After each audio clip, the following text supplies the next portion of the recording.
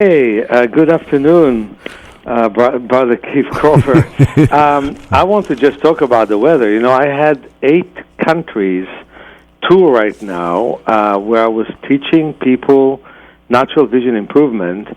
I went to Spain and to Italy, and I had optometrists and ophthalmologists and many eye instructor practitioners who studied with me. Then I went to Germany and then to the Czech Republic. Wow. And I want to tell you, it was so cold there. So cold. It was beautiful. In Germany, it was near Switzerland and the Black Forest, and we did wonderful exercises, including a 6-day night walk. And, you know, in Germany, we had many more students than that, but 27 took all 6 days, and 24 had significant vision improvement. Wow. And then I went to Portugal, and it felt so warm and so nice, just like you left Portland. You know, you know what you call in Portland a day of sun after 2 days of rain. You know what you call it? What do you call it? Monday. Okay. Okay. I received that. I'm going to share that with my son. Anyway, in Portugal, I had worked with many legally blind people and had helped them improve.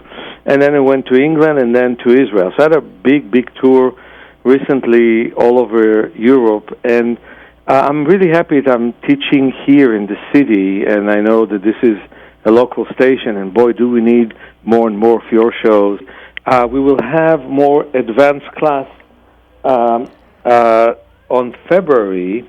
We will have a class as of the 6-day, February 23 through February 28. We're going to have a 6-day eye class. People will come to me from all over the world, and it's going to be nice if people come from San Francisco. But it would be nice to have the introductory right now. In 6 days, we expect basically 90% of the people to see better. Mm-hmm. But even with this training, people see better and feel better. And one thing I want to say is that many people think that warm-up exercises are only in order to achieve more with the real vigorous exercise, like weightlifting, running. But that's not true. In truth, we need to learn to have awareness of the body, how we're stiffening the shoulders, how we're stiffening the neck, how we are tightening our abdomen. And we don't pay attention to the body, and we tolerate too much the tension and the achiness that it has. And we really need to learn to take care of them, to see where the achiness come from. Well, could be frozen movement. Could be that the shoulder moves only one way and not another way. Because if we don't do that, the result is that more than 75 million Americans are arthritic, basically, in different ways. And more people die from anti-arthritic medications than from all illegal drugs put together. Now, I'm not in any way speaking for the illegal drugs. I'm against drugs. I voted to allow people to buy marijuana, but I'm still against smoking it.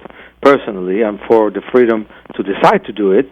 But and I'm definitely against heavy drugs.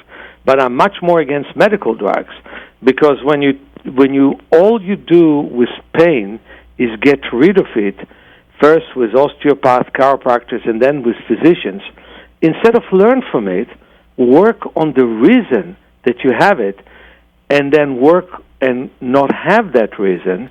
And we have many reasons to have pain in our modern lifestyle. Then eventually your body deteriorates, and look what happens to us statistically. The richest country in the world cannot take care of arthritis, whether you're rich or poor. They just can't do it. And so I want to tell people who want to be trained by me and know how to do the self-healing work that we have a segment of my training from the 14th to the 22nd of March, and a full training from August 7th to August 26th. That is the initial class that we have. But what I want to say is that my work in the self-healing work teaches people how to build up kinesthetic awareness and have a great belief in what they can do with the body. If you talk about optimism, let's start with the fact that we're making a mechanical tool out of our body. How far do I run? How much weight do I lift? Doesn't matter what happens to me. And truth of the matter is, take people who are very strong in their 20s and 30s, and you can't even hug them in their 60s or 70s because they become so stiff, injured, and ill. So we have to change that direction. Pay attention to your body and take care of it, and that's basically what we teach.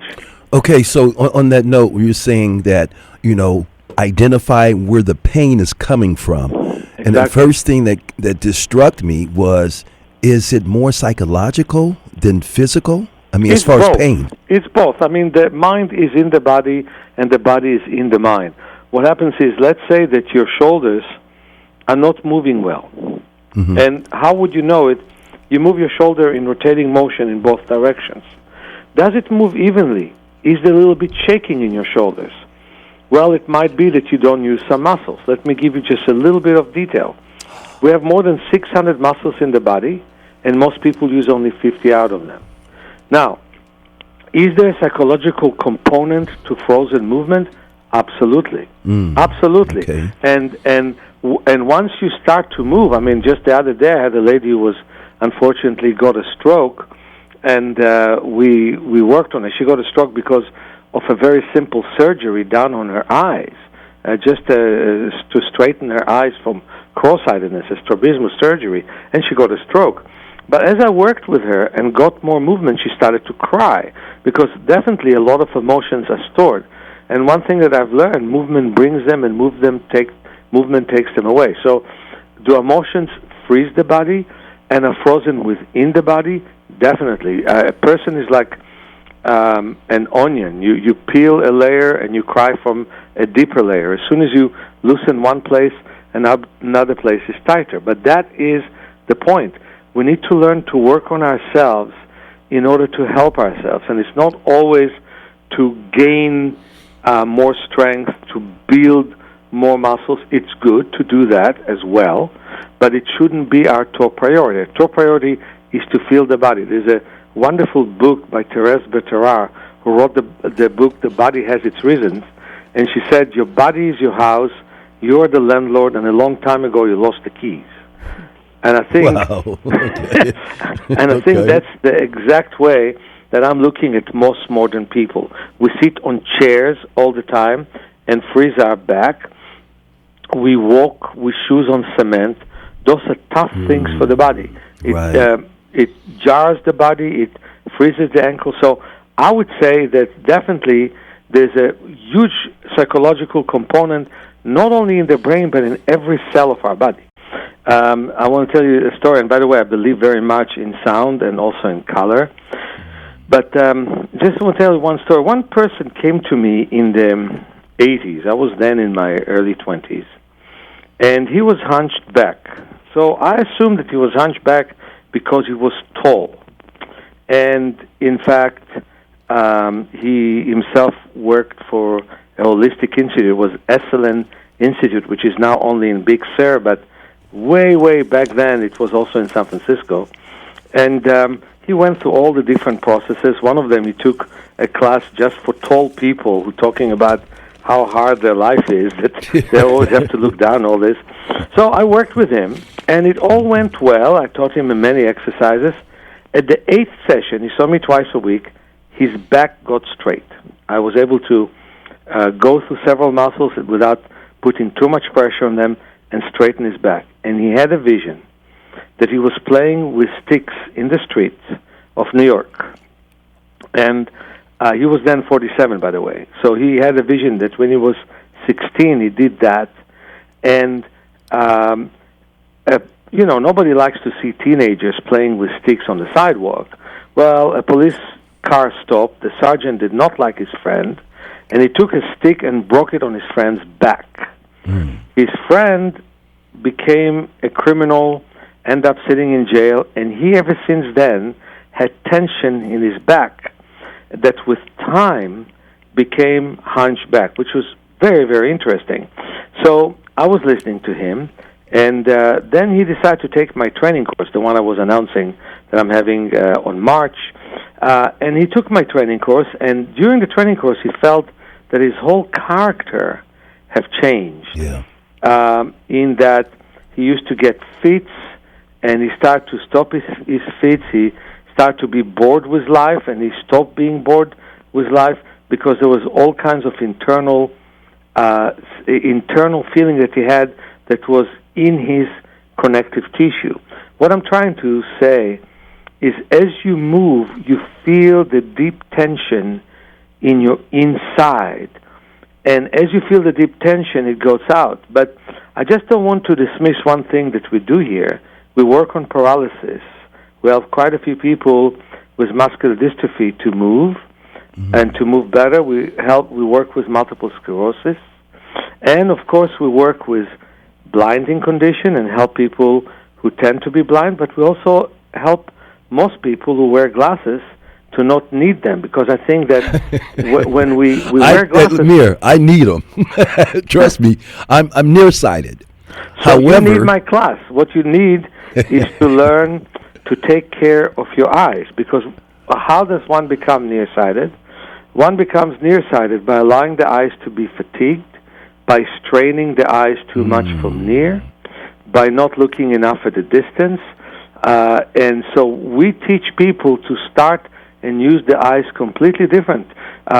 We are against sunglasses. I think that we teach people to adjust to the sun instead of escaping the sun. We teach people to look at the distance, to use the periphery. And believe it or not, you give it the year or two that it takes, and you would need weaker and weaker prescription until you will need no prescription. I have a wonderful optometrist in downtown San Francisco, in Chinatown. He's now in his late 90s, and he was able to actually prescribe many people reduced prescription for the last 70 years.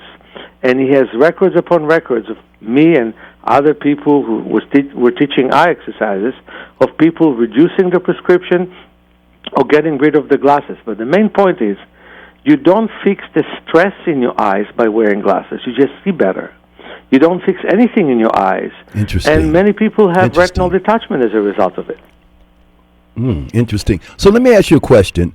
Now, people that are literally blind, is that what I'm hearing?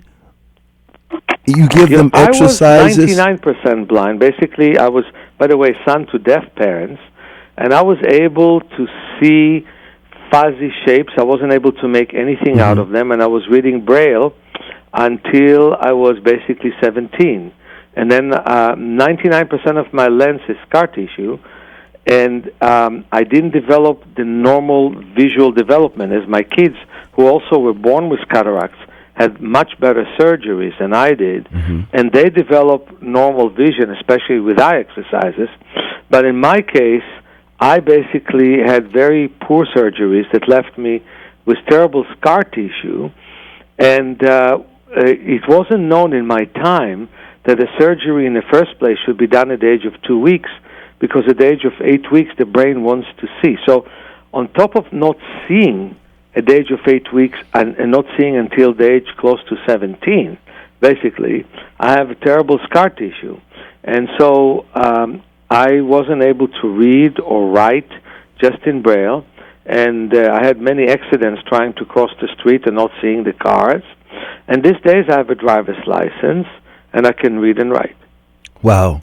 Mir Snyder, thank you so much for joining us this afternoon. Again, tell us the information, give us a website, and the workshop dates.